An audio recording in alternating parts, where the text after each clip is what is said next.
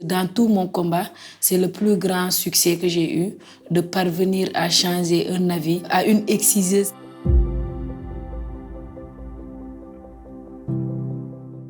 Moi, je suis victime de l'excision et je ne me rappelle pas l'âge que j'avais quand on m'excisait. Parce que j'étais au primaire, je jouais sous l'arbre qui était devant notre portail.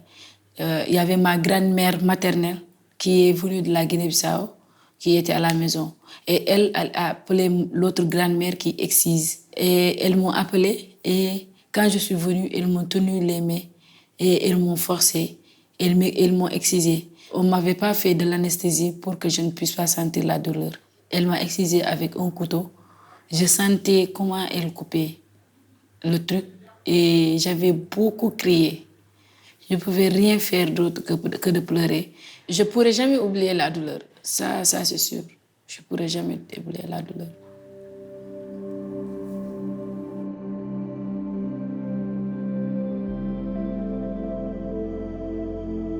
Quand ma petite sœur a été excisée, elle a failli mourir parce qu'il ne restait...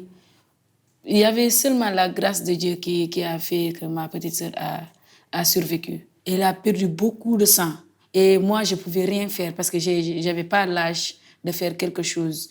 Mais ça m'a fait trop mal. C'est ce qui m'a poussée à avoir l'idée de faire des recherches. C'est là que j'ai su que ce qu'on m'enlevait, je ne l'ai jamais retrouvé. Je ne l'ai jamais vu. On ne me l'a jamais montré. Le clitoris, ce qu'on enlève chez la fille, c'est le noyau central de l'appareil génital de la fille. Donc, si on enlève cela chez une fille, la fille manque beaucoup de force, mais aussi manque beaucoup de choses pour sa santé, mais aussi pour le bien-être de son corps et de sa partie intime. Quand j'ai su les conséquences, j'étais encore plus énervée contre ma grand-mère parce que je me suis dit, elle est âgée, donc elle connaît les conséquences liées à cette pratique.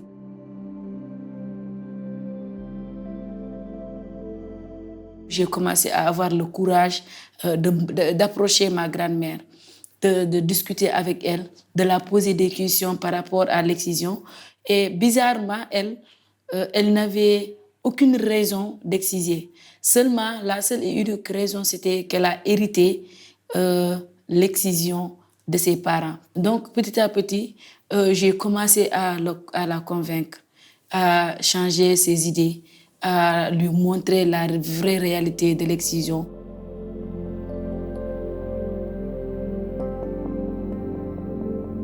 C'est une pratique purement traditionnelle et culturelle chez nous. Parce qu'une fille qui n'est pas excisée, elle est vue comme une fille impure, une fille sale, voilà, une fille indécente. Certains rituels, une fille qui n'est pas excisée n'est pas autorisée à y accéder.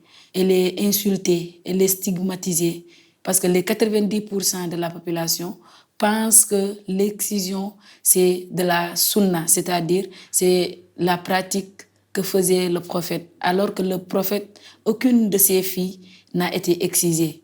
C'est ce qui a fait que les parents ont pratiqué l'excision, mais aussi pour diminuer le désir sexuel de la fille. Le plus souvent, c'est les grands-mères qui influencent les mères pour qu'elles excisent. Et je pense que dans tout mon combat, c'est le plus grand succès que j'ai eu, de parvenir à changer un avis à une exciseuse qui était trop ancrée dans cette pratique. Il faut qu'on applique la loi pour que les autres puissent savoir que la loi est là. Il nous faut encore une bonne intervention, c'est-à-dire avoir des formations qui vont permettre de former d'autres filles sur les dangers de l'excision. Et l'autre chose, c'est l'implication des hommes aux activités de lutte contre les mutilations génitales féminines. Quand on parle de sexualité en général, on fait allusion et à la femme et à l'homme. Si aujourd'hui cette génération bénéficie de ces formations, et j'en suis sûre et certaine, la génération qui viendra n'aura pas le même sort que nous. Je sais que j'ai la force et j'ai l'engagement et le courage de changer la donne.